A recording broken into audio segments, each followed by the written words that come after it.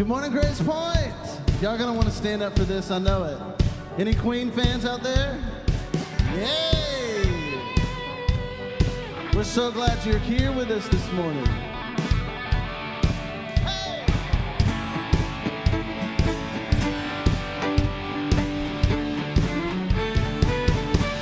I want to break free. I want to break free.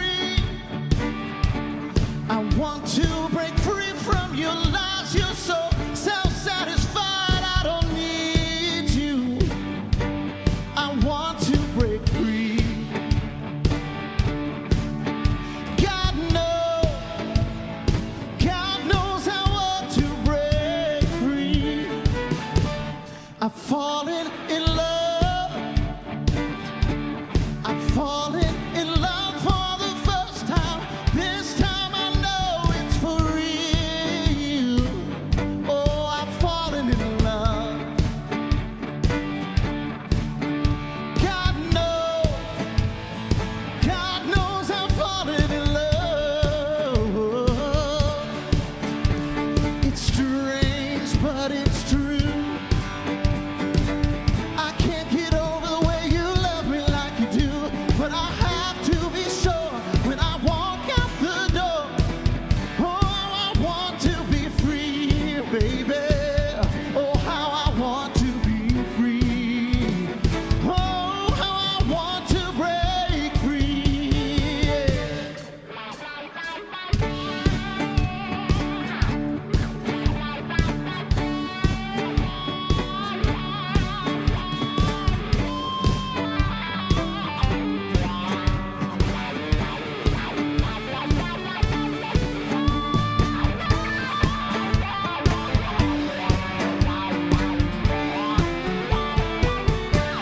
And life still goes on. I can't get used to living without you by my side. No, I don't want to live alone.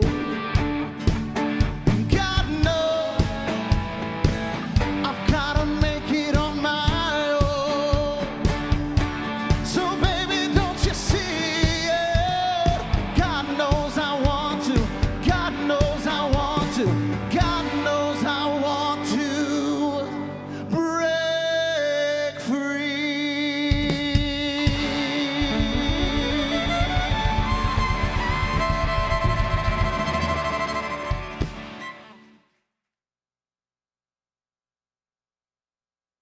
Hi, GracePointe. My name is Barbara, and I live in Valdosta, Georgia. I want to welcome everyone that is joining us today, whether you're at 3rd and Lindsley or online like myself. Please know that wherever you are, GracePointe loves you and celebrates you, just as you are. This weekend is Nashville's Pride Festival. I'm sure that everybody is having a great time.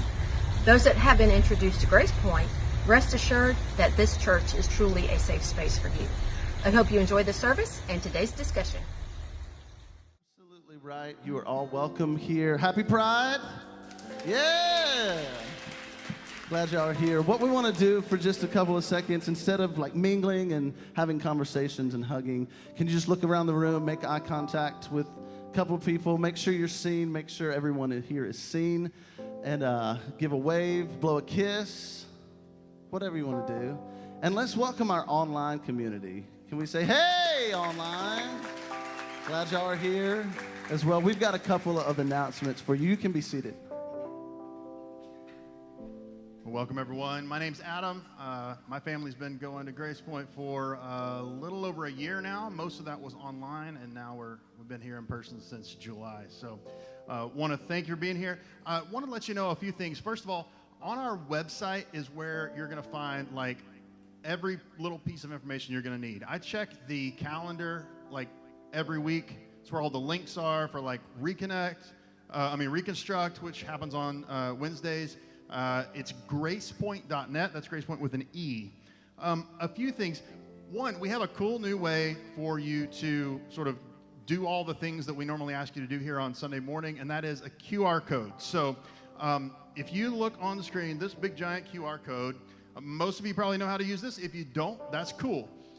If you have a smartphone, chances are, if you just open up your camera app and point it at that QR code, then it'll just like work for you, or it'll pop up a button and you can push that button and it will take you to the site that you need to go to access our connection cards, our giving, and our announcements. If that doesn't work for you, or if you don't have a smartphone, or if you just want to practice your handwriting, we do have connection cards back in the back at the table back there, so you can go and pick those up. If you've never filled out a connection card, that's just a way for us to get to know who you are and kind of how you got here. What else? Oh, so Nashville Pride Festival. How many of you guys came out to the parade or the festival yesterday? Yeah, thank you guys all for coming out. We had a great showing of GracePointe people. Unfortunately, because of the rain, Pride has been canceled for today. We still have our Pride. We just don't get to go down to the park and show it because it's a muddy mess down there. So if you were planning on coming out today, I'm sorry. They said they will give more updates later. They just made that decision this morning. Volunteers. We need some volunteers around here. This is a pretty cool group to hang out with. First of all, we need some hospitality volunteers. If you're the kind of person, that either likes to just like come and set up things and then disappear, or if you're the opposite type of person that likes to stand at the door and greet everybody, that's all part of the hospitality team. So you can go to gracepointe.net/volunteer to sign up for that. Or Ricky is looking for some more folks for the band.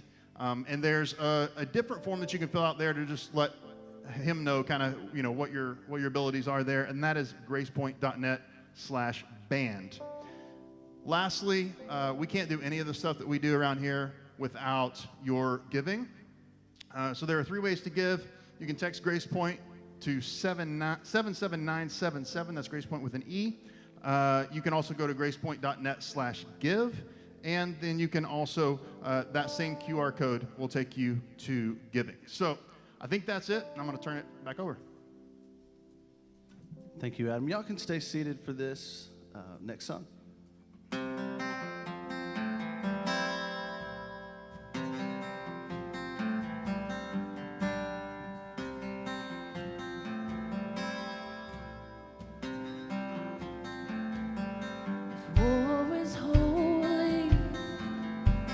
Sex is obscene.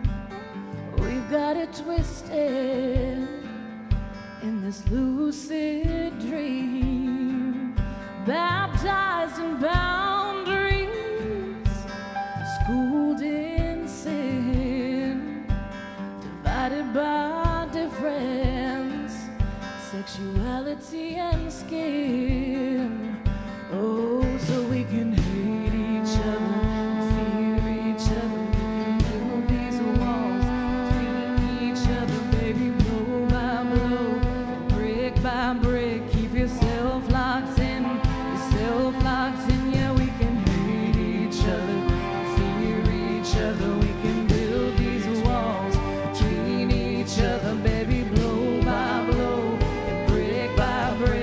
yourself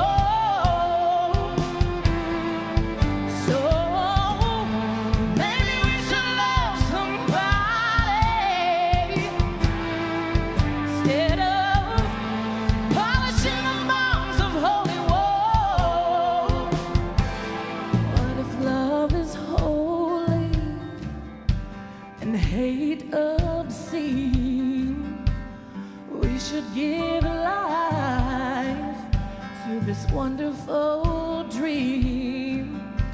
This peace and love ain't so far if we nurse our wounds before they scar. Nurse our wounds before they scar.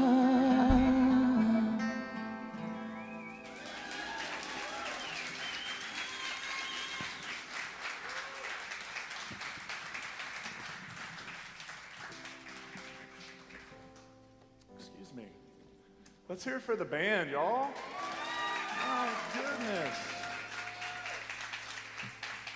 Oh, it is so good to see you. We're so thrilled that you're here with us at GracePointe this morning. We're going to do a little set change here. And so as they're doing that, just a couple things. Next Sunday, something I'm really, really excited about is next Sunday, we're going to start a new series. And that new series is called Signs and Wonders. And it's going to be through some stories in the Gospel of John. In the Gospel of John, Jesus does some things. He performs 7 of these signs, like turning water into wine, which is a pretty good one. Would you agree? Like, that's it. That's the one. Cuts down on the barbell. It's fantastic. Thank you, Jesus. Walking on water, feeding 5,000. He, nonchalantly raises some folks from the dead. And so we're going to explore those because the point of signs is that they point. And so we're going to just ask the question throughout the series, what are these signs pointing to? And as you heard, and so these are our microphones here. Okay, fantastic. You're my helper up here? Fantastic. So as you heard today, Nashville Pride over outdoors, the festival has been canceled, but GracePointe Pride is going to roll on. And so that's right. So we're so excited. I'm going to just welcome up our guests, introduce our guests for the panel who are part of our community, and then we'll dive in. So first, I want to welcome Dr. Robin Henderson Espinoza, pronouns they, them. Dr. Robin, come on up. Aaron C. Law, pronouns they, she.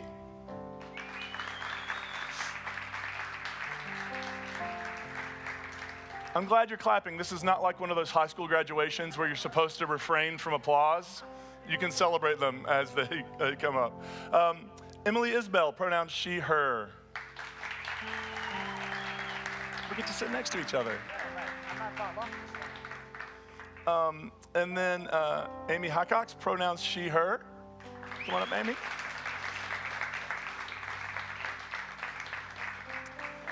And then I'm also going to welcome Jason Turner, pronouns he, him, as he comes up.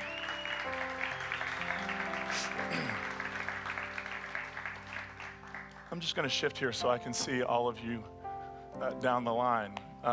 Thank you all as they're coming, getting their microphones ready. You got them, Ricky. Thank you. How are y'all doing? All right. Well, I'm afraid I'm good. Oh, this is not on. I'm afraid I'm going to fall off this thing. I'll catch you. I got you. I'm so short. I always have this problem. I don't have that same set of issues. This is Mutt and Jeff right here. So, Dr. Robin and I, we are fortunate to get to do work things together in the world, and so it's so much fun to have you up here for this. As we begin, so what I wanted to focus on in this panel, really, it's one of those things where I'll say I have no agenda other than hearing from voices in our community about what pride means to you and what it means for your faith. And I think there is such a misunderstanding in the broader world of what that word pride actually means. Because often people hear the word pride and they're like, well, pride goeth before a fall, right? Suddenly everybody knows a Bible verse when you're talking this. And really, when I hear pride, when I think about pride, when I think about what we do here in terms of pride, I think about what we're doing is we're celebrating the image of God in human beings. We're celebrating the image of God. Dr. Robin, would you mind to begin and just share a little bit? And so I thought we'll go down the line and let everybody share a bit, and then we'll sort of just open it up for you all to talk. Can I say where my first pride was? Mm-hmm. So my first pride was about 20 years ago in Chicago, Illinois. I am from Texas, So we you got can some Chicago people. Yeah, all three of them. And you can imagine moving from Texas to Chicago, my eyes were opened a bit, if you will. And the things that I saw in Chicago were quite interesting to me. And the more I learned about Pride, the more I learned that it was, and this is a technical term that I'm about to say, it was resisting the bullshit. And that was my first introduction to Pride in Chicago, of this resistance to establishment, this resistance to conformity. And so you saw everything. Now, I'm not going to tell you about San Francisco Pride because that's X-rated. What was that like for you, that first experience? Well, I was in my mid-20s, and so, you know, you can imagine moving from Texas to Chicago. I lived a pretty sheltered life, grew up evangelical, was in seminary at the time, and I felt for the first time, I had gone to church, my Baptist church, like a good Christian, and went to Pride, and I felt for the first time that I was welcome. Now, there were probably 500,000 people there, but I felt in the midst of that crowd, and crowds are very important in the ministry of Jesus, right? Jesus goes to the crowd. So I felt for the first time in this crowd of 500,000+ people that I was welcome in all of who I was as a non-binary, transgender, queer, Latinx. So. And what did that mean at the very faith level for you? Well, it meant that I had to leave the church because the church was not a welcoming place. In fact, in that church where I was attending at this Baptist church, the minister, I was in my ordination process, and the minister said to me, because I identified as queer, that I had an allergy to myself. Now, this was a cisgendered, white, gay male who said this to me. So even within our community, there is discrimination. And so that was the precursor to me leaving the church. But of course, Spirit has other ideas and keeps wooing me back and whatnot into places like this where there are deep postures of welcome, where I can say bullshit from the stage, and that it's a technical theological term. That's right.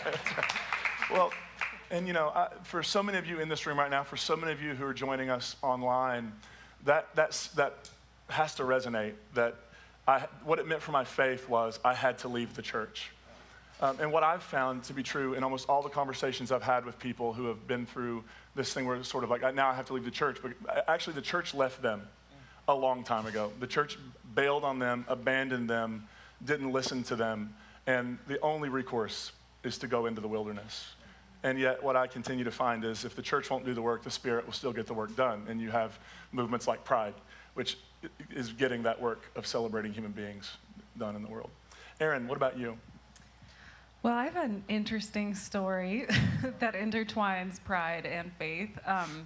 I think I came out, I didn't really know what my sexuality was or how to define it, but I knew I was different when I was a teenager. And I went to my first Pride in Boston. I grew up in Massachusetts. And I went with my girlfriend, and I think I was probably 15 or 16. And I grew up Unitarian, so it's a very welcoming congregation. And in fact, my mom, who I think is watching today, hi Mom, she helped to make it a welcoming congregation and take the extra steps, even though the Unitarians are pretty, you know, they've been pretty into it, like most of the time. And so when we went to the Pride Festival, it was my first encounter with the folks with the bullhorns across the way. And in that moment, what I learned from that, or I took from that, or the story I told myself, is that like Christians hate gay people. I mean, that is just what I took away from it. And as a Unitarian, I had no reason to like listen to what this person was saying. It just sounded like they were shouting at us. And that really isn't a way to like receive any kind of blessing. Right, right. Or like, the gospel. And so I kind of had a chip on my shoulder about Christianity and about like Christian folks. And I just had a feeling like if I ever go into a church, like all these people hate me. And fast forward, my ex-wife grew up very Christian, very evangelical. And faith was kind of a point of contention in our marriage because I was like, how can you believe this? And, but for her, it was this really beautiful sort of thing that kind of kept her afloat, except for the fact that she was gay. And so over time, we both kind of softened to each other's views, and we started going to all these different churches. And it was actually, I started to get really spiritually thirsty. And right around that time is when the big announcement at GracePointe was made. And we thought, oh, maybe we should go check this out. So I think that was, 2015 or 16. And it's so interesting because through GracePointe, I actually became a Christian at 35. Do you know how many people would say that's not possible at GracePointe? Yes, so many. But because I didn't grow up with the baggage, I was open to hear this beautiful theology that sounded very Unitarian to me, and obviously have this really welcoming place. And this community who just loved us. And so there was just so much healing that could take place. And, I don't know if I identify as a Christian now, but I very much love Jesus and follow Jesus along with other folks. But so that's kind of been this really interesting thing. And I think that has invited me deeper into the fullness of who I am. So that's kind of where I'm at with it. That whole idea of being able to lean into the faith experience and it brings you into the fullness of who you are instead of causes you to diminish parts of your humanity to fit into that box, that is absolutely beautiful. Yeah, and I have this community to thank. I mean, some of these people probably watched me get baptized, and were here when that happened. So it's very special. Yeah. Love it, Emily. So for me, Pride is still complicated. I don't fully connect to the parade concept. I wasn't there yesterday. I haven't been in a parade yet. But that's just because I'm still working on what Cassie just sang about, healing those wounds before they're scarred. So for me, what's fascinating is I often say to people that church didn't harm me. Church harmed the people who ended up hurting me. So what I mean by that is my mom, she is a Christian. She claims a Christian. We were Baptist. But we went to church maybe on Easter every other year.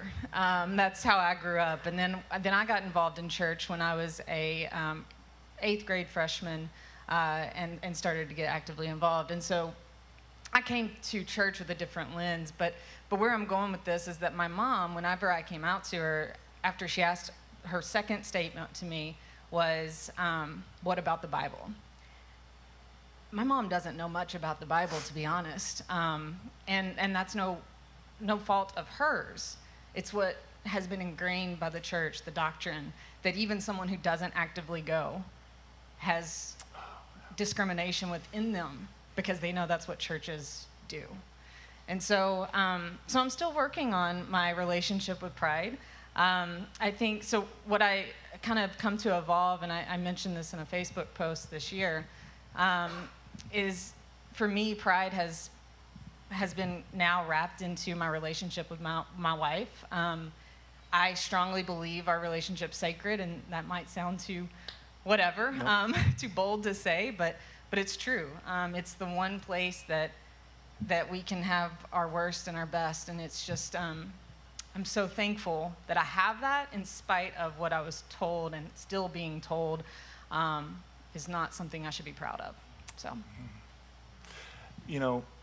I think what you just shared, Emily, is one of the reasons communities like ours have to keep beating the drum. And that is because for generations and generations, the air people, especially in the Bible Belt, the air people have breathed and the water they've drank has ingrained within them this discrimination, this hostility, and this bigotry, and this fear. And that is not going to go away on its own. It has to be met with actual experiences of human beings, and it has to be met with actual truth. In this case, about the LGBTQ plus community. Thank you. Amy? Hey. I guess for me, like, faith and pride are almost the same thing. When I found GracePointe, I was at the very beginning of my transition, and at that point, my life was just wreckage. My life was deconstructing, but it wasn't like faith deconstruction. It was like all the facades that I had built to get by in the world were deconstructing or falling apart. And so I sort of skidded into the folding chairs at the old place, like wreckage, you know. And I had an experience there, and that experience led to, if you'd asked me when I showed up, I'd have told you I was atheist. And I might even still be, I'm not sure. I'm working that out. But what changed for me is that I had an unshakable sense of knowing that I was made this way on purpose. I was made to be a transgender woman. That's who I was all along. And even though I was kind of, you know, the messy kind that didn't come to it until her 40s and heard everyone in her life come to terms with it,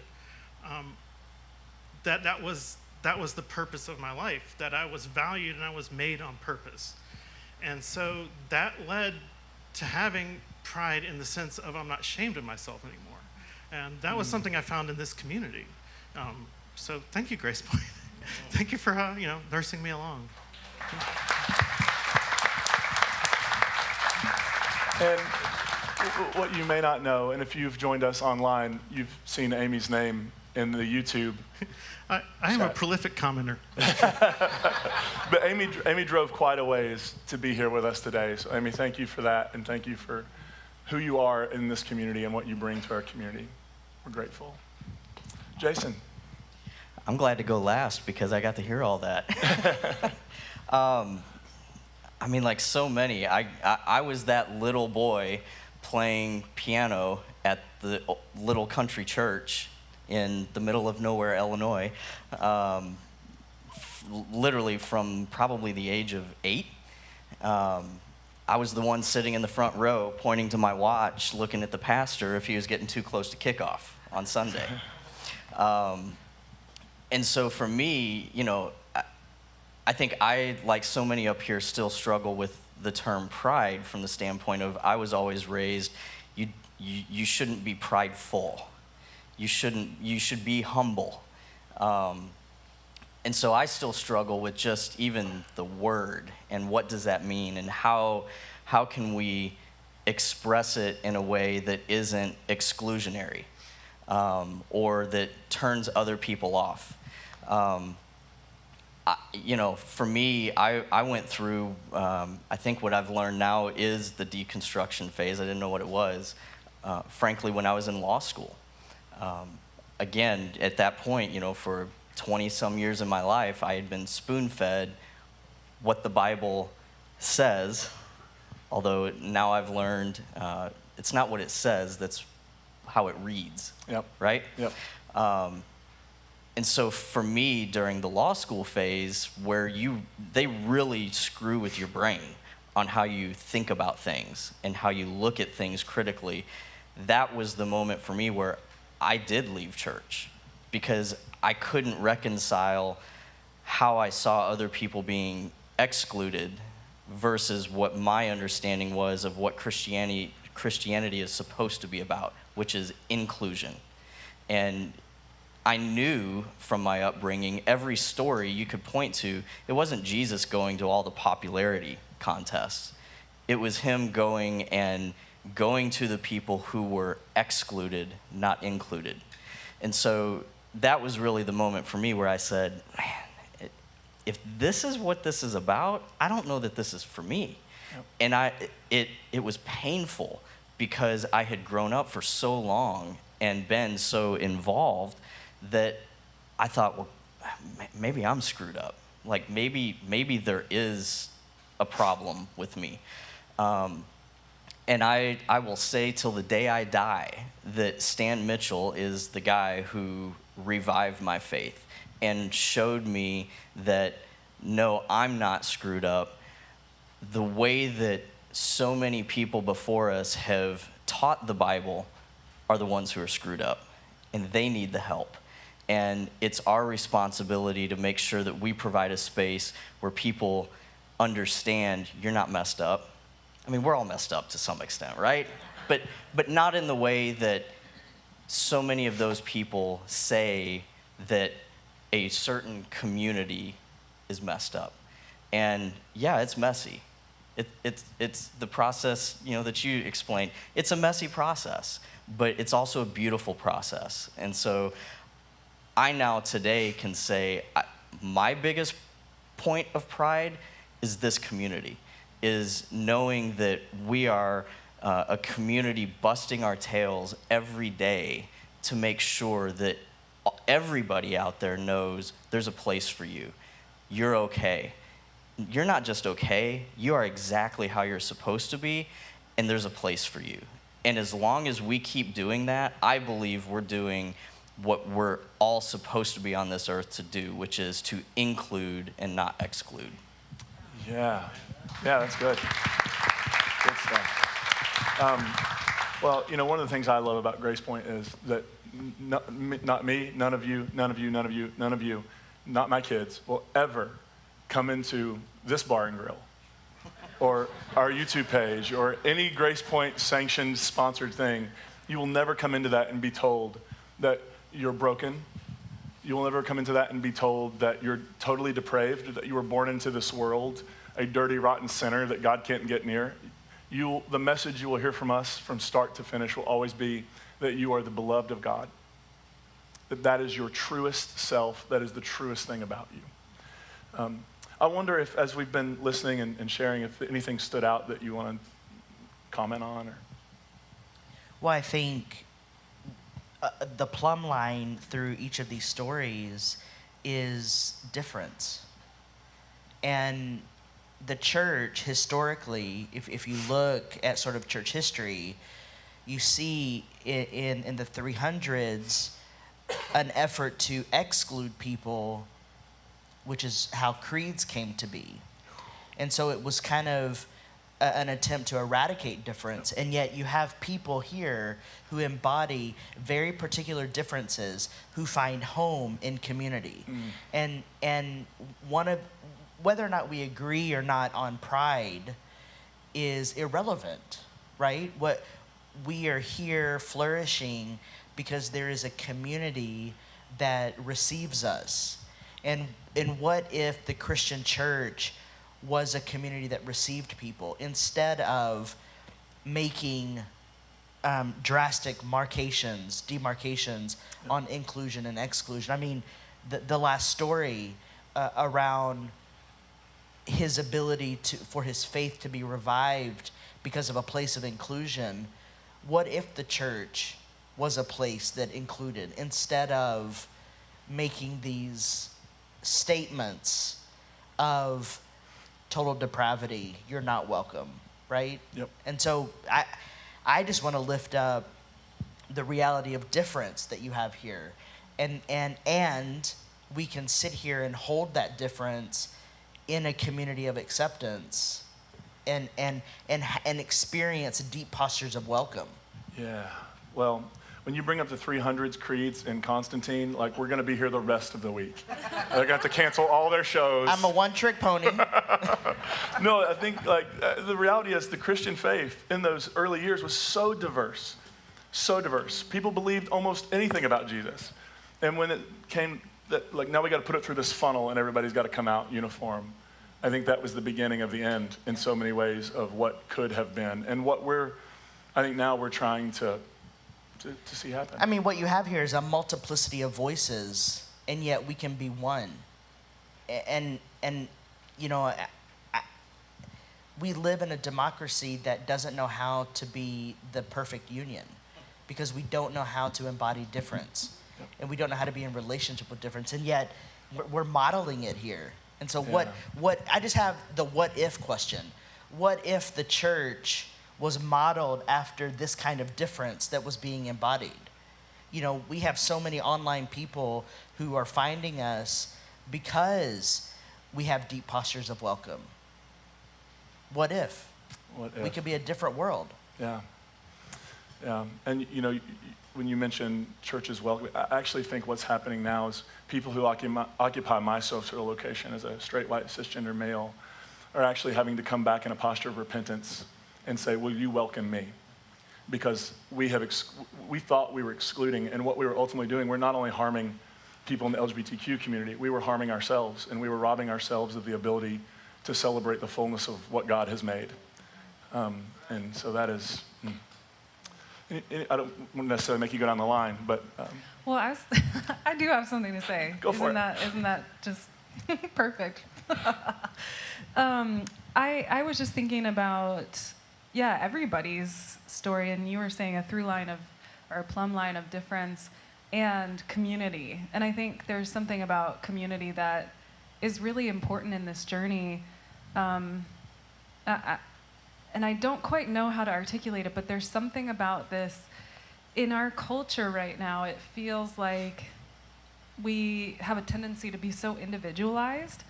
And,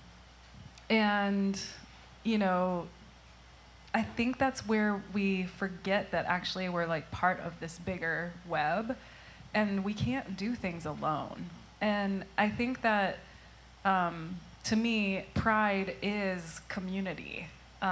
It is community, and it is that difference and being able to hold that difference together.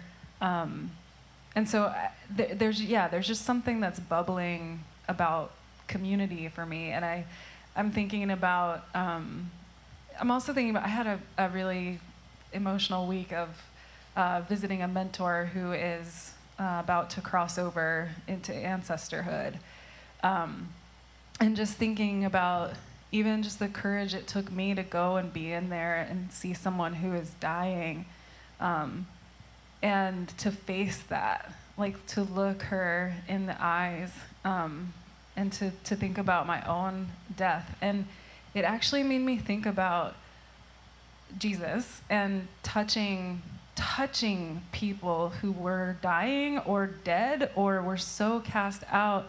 And I think that they were cast out because everybody else was so afraid of the end, which actually leads to another beginning.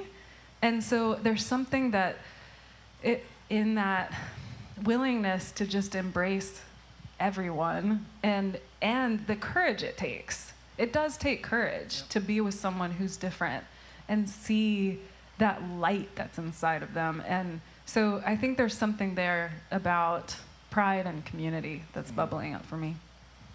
Reminds me of the words, you are the body of Christ. And we've had those words for 2,000 years, and it seems like the church has gone, you are the body of Christ. Well, not you, and not you. And you're not the body the way we want you to be the body, so you're not really part of the body. You're like over here. But that reality of what makes a body interesting and makes it work is that everything is different and it's all doing its work. Anybody else? So let me ask one more question as we get ready to wrap up. Because it's almost kickoff. It's actually, for what game? Pre-game. Okay. They're on the West Coast today. Let's hope they do a little better than they did last week. That's true, you're right. We don't want to short the Lord. We can go till 3. That's right. Oh, good. You have nothing else to do. We got. So, in my role as a pastor, I talk to pastors all the time, and who are either navigating this process or on the brink of leading their church through a process of inclusion, full inclusion. And I remember talking to one of them recently, and he just sort of said, so, like, if we go inclusive, like we'll lose a bunch of people that week, but the next week, will a bunch of other people just show up? I was like, that's not how this works. You have to build trust. You have to, essentially, church has been welcoming people forever. And that welcome has always been with a ton of fine print. So as I think about, and I know that we have lots of other pastors, church leaders who listen to our podcast each week, what would you say to them? Those who are on the brink of this, they're mustering the courage. And of course, it's a privilege to muster the courage, right? It's a privilege to be able to say, well, I get to decide whether or not we do this. Because what that means is you're deciding whether or not human beings are fully included in your community. But what would you say to those who are, they want to do this, they're convicted that their church needs to move in this direction of fully welcoming all of God's children? Would you have any advice, anything you would say? I mean, the thing that I think about is how do we create conditions for people to live a livable life? Welcome just seems to eradicate the barriers to things like suicidality, right? Because in the trans community, at least, of which I am a member of, because trans people are not welcome, trans people, the rate of suicide in the trans community goes up. So I just think about, what can we do to help people live a livable life? And could welcome be one of those things, or inclusion without the fine print, right? I mean, in my work as a public theologian, I am always chasing after flourishing. How do we help people flourish? Yeah. And when we welcome people, or when I can walk in here and not have to explain myself or define non-binary, that I can just be, that is a condition for a livable life. Mm-hmm. So how do we help people have the social courage to create conditions for a livable life? Yep. Yep. Thank you. I mean, to be real, I would say it's not about you. Yeah. It's not about you, and it's not about your bank account either. Because, like, let's be real, it's a big part of what holds people back. They know they're going to lose people, and then they're going to lose part of their salary. And, like, that's scary. I get it. And also, it's not about you at all, at all. It's about the people that you say you want to welcome. And so if that's the case, then listen to them. Ask them, what do you need? What do you need? What do you need? What do you need? Try to talk to everyone. We are, like Robin was articulating, we are very different. Like, we get lumped together with all of these letters, but we are all very different. And up here, we're all like light skinned too, so that we have a different experience than folks who maybe have more melanin, who are also queer or trans or lesbian or gay, right? And so can you get in touch with that difference? And can you hear from that difference what they need to thrive? Because it's not about you. That's my message. Yeah, that'll preach. That is a word. I think I'll add, I can't speak specifically to pastors that are going through that, but I think about my own family unit, and in my bitterness, I'll say church is a place where people who fit in pretty much naturally find another place to fit in. And so I think that's part of what maybe pastors are struggling with, is because they also fit in with that crowd.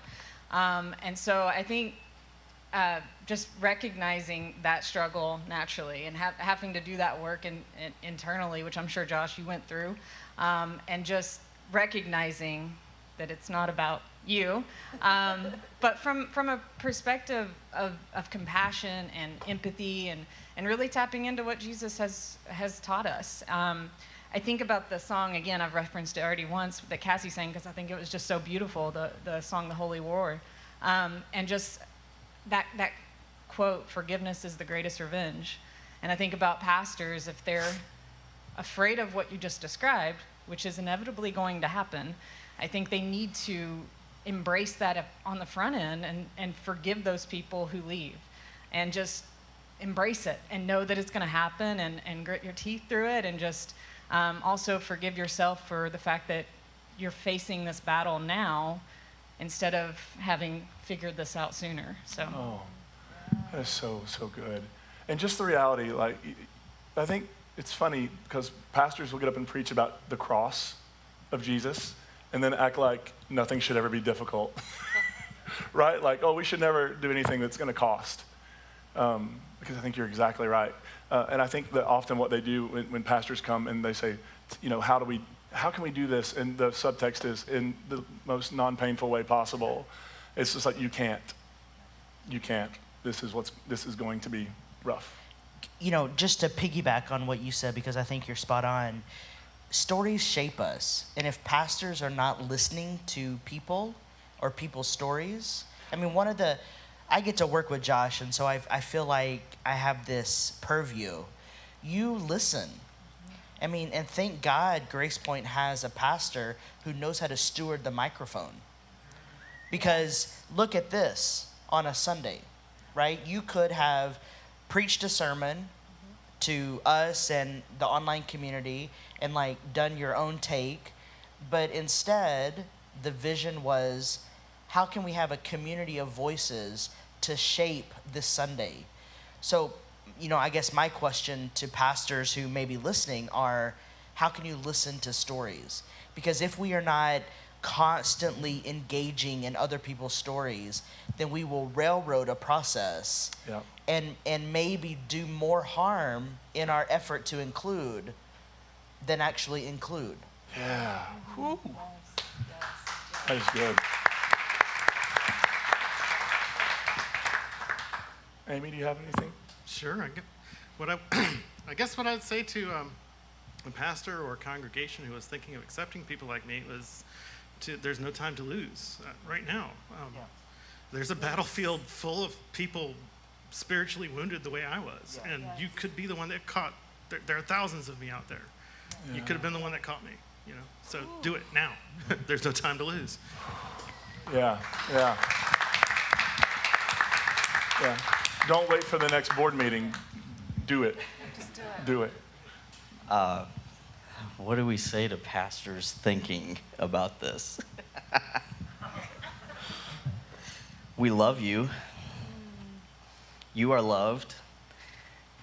And similar to maybe first responders who are in the business of saving lives, you're supposed to be in the business of saving souls? Does that sound cheesy? You're not supposed to be in the business of saying or picking and choosing who's worthy enough of coming through your doors. For so long, I saw and participated in so many churches that were most happy to cash a check. Mm-hmm.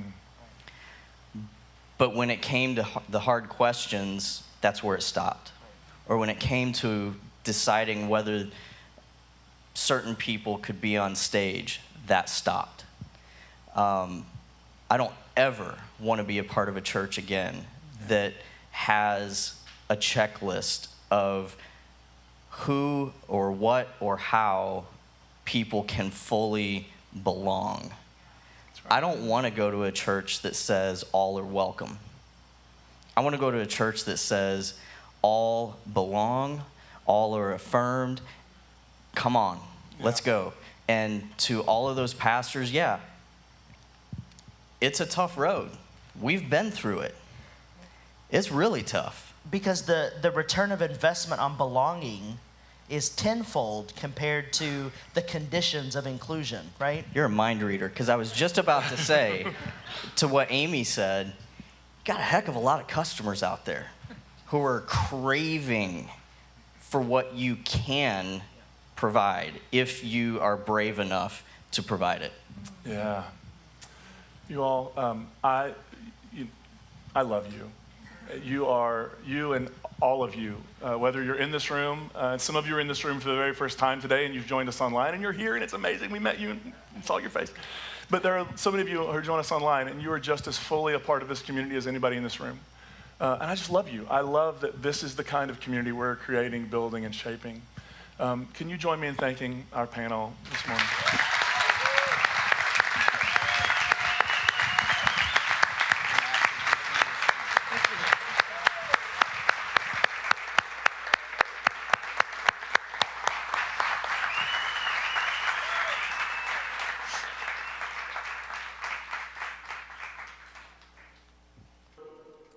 So, oh, thank you. Thank you. And I'm sorry my voice has been like this. I actually didn't have a voice midweek. I went to the doctor, thought I had COVID, and they were like, oh, no, it's not COVID. You have the flu. So I battled the flu this week and was afraid I wouldn't even be here today. So this is, all ground is holy ground. Can we just agree on this? All ground is, the bush has always been burning, but there are moments when you're sitting in a row of people like this, and you just have this sense. I don't know if you felt it out there, but for me it felt like the temperature in this room just shifted. Something changed, something was different. I suddenly became aware that the stage and the pit and the bar area at 3rd and Lindsley is deeply holy ground. Would you agree? So let me just offer a prayer of gratitude, and we'll have our band. And you're going to want to stand up for this one, I believe. Is that correct? You're going to want to stand up for this one. Let's pray. God, ground of being, ground of goodness, we are grateful for pride. We are grateful for the voices that we heard this morning, for the stories that were shared, for the holiness that was experienced. We are grateful for this community that is an incubator of stories, an incubator of difference, and really is a safe place for human beings to come in their fullness and be loved, embraced, and celebrated. And for that, we are deeply grateful. And everybody said, amen. 1, 2, 1, 2. I'm beautiful in my way, 'cause God makes no mistakes. I'm on the right track, baby, I was born this way. Don't hold yourself in regret, just love yourself and you're set. I'm on the right track, baby, I was born this way. Yeah! Come on, y'all!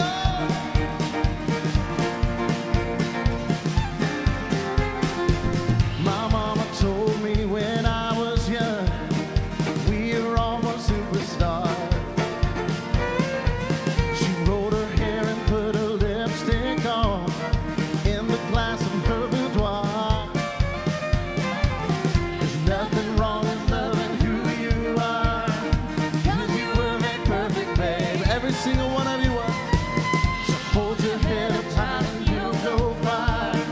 Listen to me when I say I'm beautiful in my way, 'cause God makes no mistakes. I'm on the right track, baby, I was born this way. Don't hold yourself in regret, just love yourself and you're set. I'm on the right track, baby, I was born this way. Ooh, there ain't no other way, baby, I was born this way. Baby, I was born this way.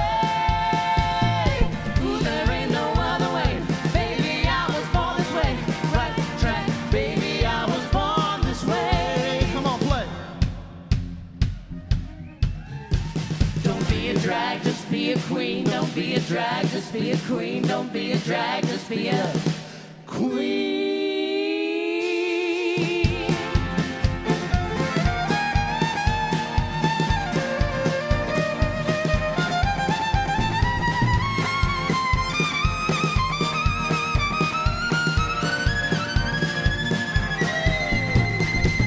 Give yourself prudence and love your friend. Give your kids your joys, your truth. In the religion of the insecure, I must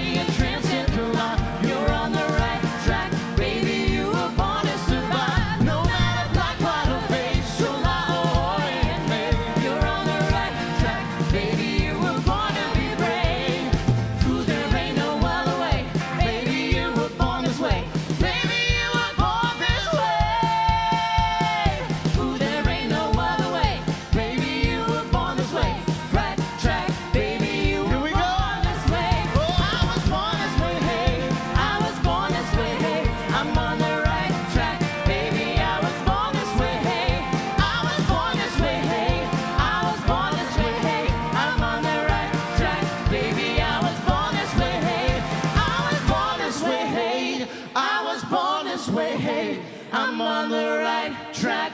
Baby, I was born this way. Hey.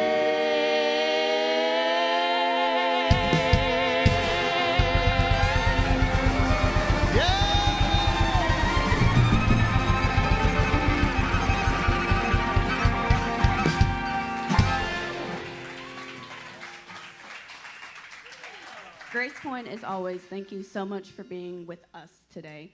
Thank you again to our panelists. Thank you for sharing your story, and thank you for trusting us with your journey in this community.